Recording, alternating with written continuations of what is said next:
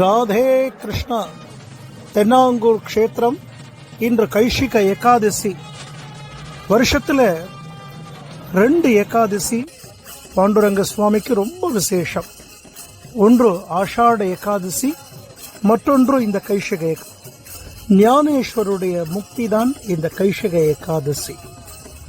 இந்த தென்னாங்கூர் க்ஷேத்திரத்தில் வருஷத்துக்கு ஒரு நாள் மட்டும் கர்ப்ப கிரகத்தில் இருக்கக்கூடிய அச்சுதராஜ சுவாமி நாம சங்கீர்த்தனத்தோட ஆலய பிரதட்சணம் பண்ணி விசேஷ திருமஞ்சனங்கள் எல்லாம் எம்பெருமானுக்கு அனுபவிக்கக்கூடிய பெரும் பாக்கியம்.